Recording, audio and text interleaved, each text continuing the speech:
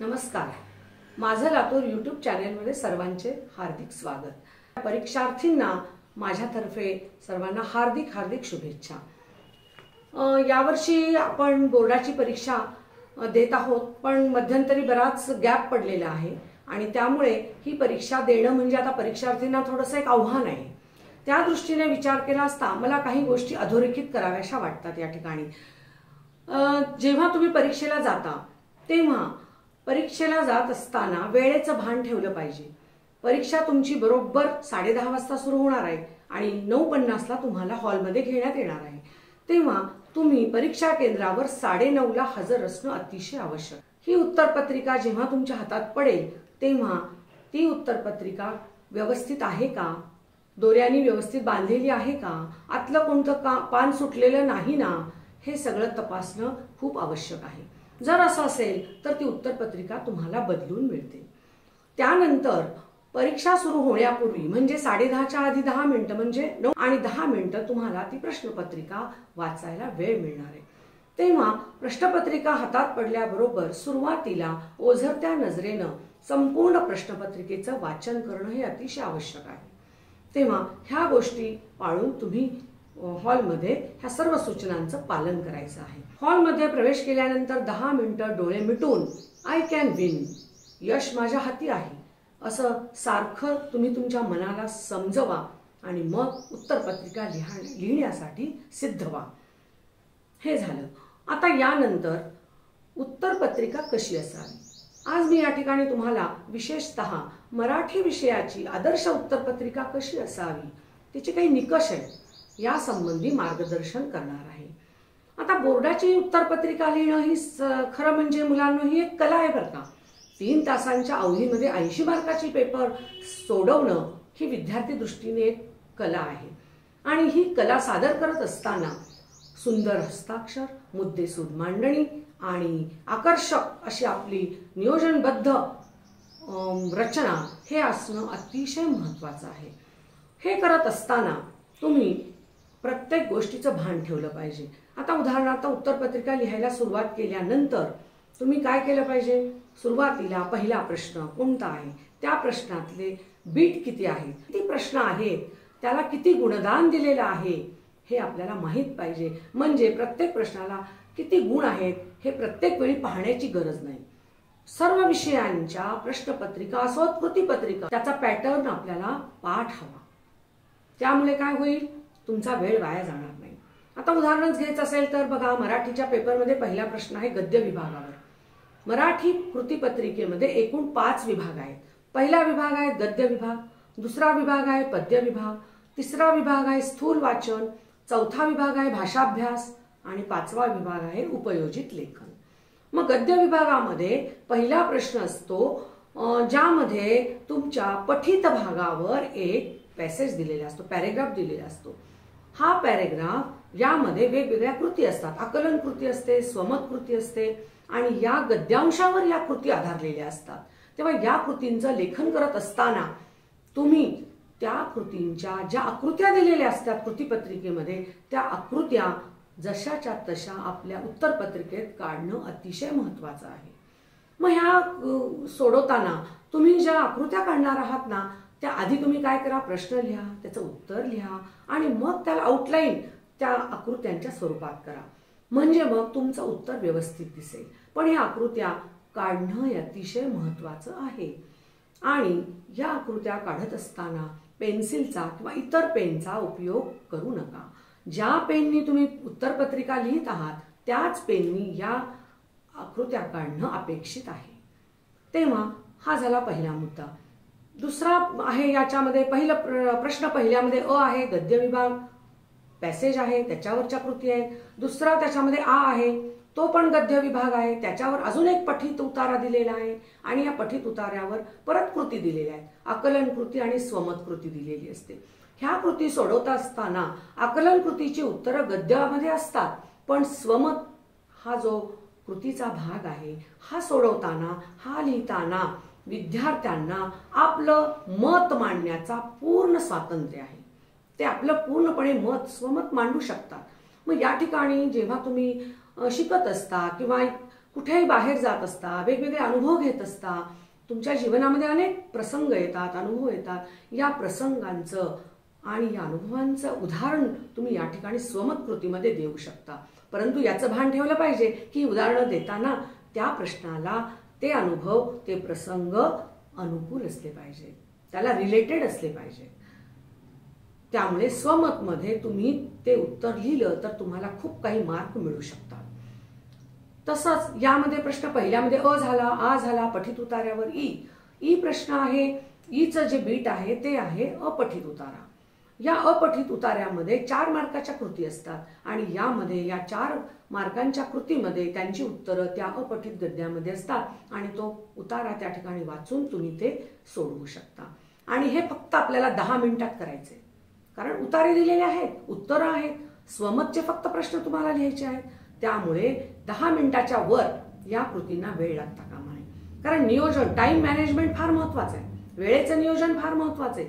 3 तासामध्ये तुम्हाला 80 मार्काचा पेपर सोडवायचा आहे. मग याच कृती जर खूप मोठ्या लिहित बसलात तर पुढचा वेळ तुमचा वाढणार आहे. पेपर वेळेत पूर्ण झाला पाहिजे. त्यामुळे पुढचे प्रश्न तसेच अनुत्तरित न राहता. आता हा झाला पहिला गद्य विभाग. दुसरा आहे प्रश्न पद्य विभाग. पद्य विभागामध्ये सुद्धा एक कविता दिलेली असते, त्याला आहे प्रश्न दुसरा अ. यामध्ये कविता दिलेली असते आणि या कवितेवर आधारित परत कृती दिलेल्या असतात. आकलन कृती आहे, काव्य सौंदर्याची कृती आहे. काव्य सौंदर्य म्हणजे काय मुलांनो? सहसंदर्भाचा अर्थ लिहा, अशा प्रकारचा प्रश्न आहे. म्हणजे या ओळी दिलेल्या असतात. या ओळी कोणत्या कवितेतील आहेत, त्याचे कवी कोण आहेत, त्या कवितेमध्ये प्रस्तावना काय आहे, मध्यवर्ती कल्पना काय आहे, हे तुम्हाला लिहायचं असतं. आणि हे लिहित असताना त्या कवितेचा आधार घेऊन लिहायचंय. त्यामुळं तुम्हाला या ठिकाणी मार्क मिळवणं हे पण खूप सोपं आहे. तसंच प्रश्न दुसरा आ मध्ये आहे रसग्रहण. रसग्रहणामध्ये तुम्हाला त्या ठिकाणी 10 मार्काच्या कृती दिलेल्या आहेत आणि या कृतींचं तुम्हाला काय करायचं आहे, टप्प्याटप्प्यानी त्या कवितेचं पूर्ण तुम्हाला सार लिहायचं आहे. मग यामध्ये कवितेचे कवी कोण आहेत, कवितेची प्रस्तावना काय आहे, कवितेचा संदर्भ काय आहे, कविता ही कोणत्या वाङ्मय प्रकारावर आधारित आहे, तो अभंग आहे की ती निसर्ग कविता आहे, हे तुम्हाला त्या ठिकाणी नमूद करायचं आहे. मग कवितेतील आवडलेली एखादी ओळ कोणती आहे, ही ओळ तुम्हाला का आवडली, कविता का आवडली वा न आवडली याची कारणं. अशा प्रकारे रसग्रहणाचे मुद्दे दिलेले असतात आणि त्याप्रमाणे तुम्हाला तो प्रश्न लिहायचा असतो. यामध्ये सुद्धा पैकीच्या पैकी गुण मिळवण्याची या ठिकाणी तुम्हाला सुविधा आहे.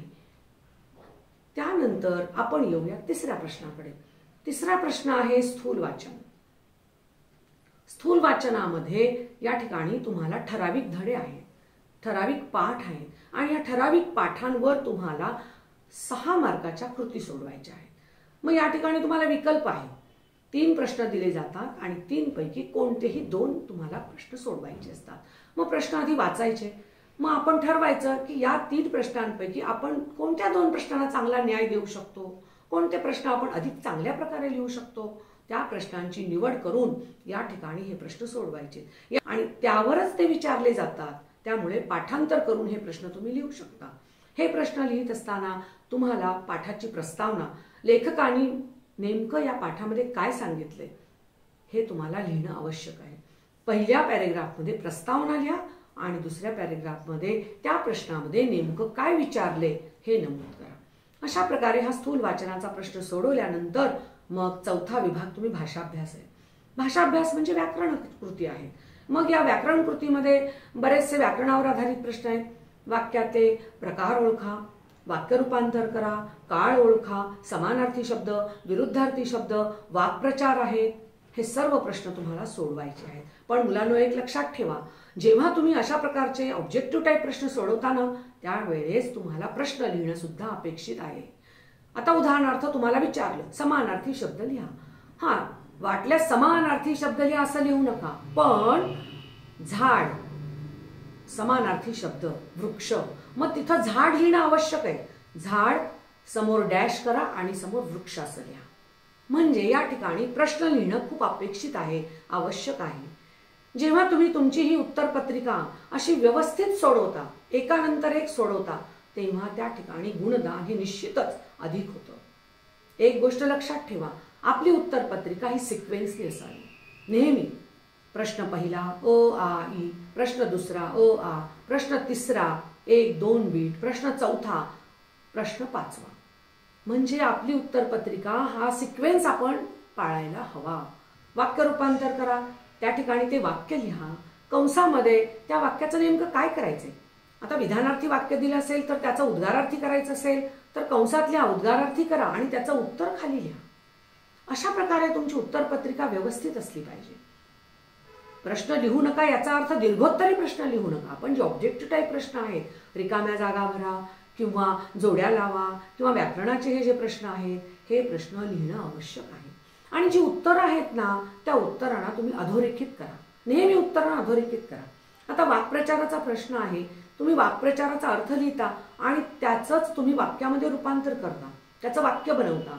जेव्हा वाक्य बनवतो तेव्हा आपण ती फ्रेज त्या वाक्यामध्ये घालतो आणि ही फ्रेज घालत असताना जी फ्रेज तुम्ही घातली त्याला नेहमी अंडरलाईन करा, अधोरेखित करा, जेणेकरून तपासणाऱ्याला ते चटकन लक्षात येईल. त्याला डबल इन्व्हर्टेड कॉमा करा की जेणेकरून परीक्षार्थी परीक्षक तो पटकन वाचेल आणि त्याला नकळत तुम्हाला गुण मिळून जातील. तर आपलं जे चांगलं आहे ते तुम्ही दाखवण्याचा प्रयत्न करा. पाचवा विभाग आहे उपयोजित लेखन.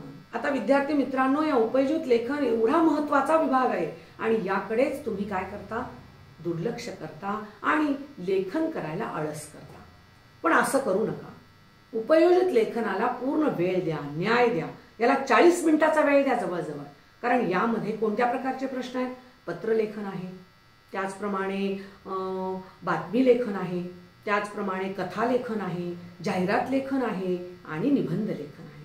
असे हे सगळे प्रश्न आहेत जे कसे आहेत, लेखनावर आधारित प्रश्न आहेत आणि हे तुम्हाला विचार करून सोडवण्यासाठी असे प्रश्न आहेत आणि ज्यामध्ये तुम्हाला अशा प्रकारे उपयोजित लेखन याला व्यवस्थित न्याय द्या आणि 40 मिनिटांमध्ये तुम्ही ह्या उपयोजित लेखनामधील प्रत्येक प्रश्न सोडवण्याचा प्रयत्न करा. अजून एक मला सांगावंसं वाटतं, निबंध लेखन लिहित असताना निबंधाची सुरुवात आणि निबंधाचा शेवट हा आकर्षक असावा.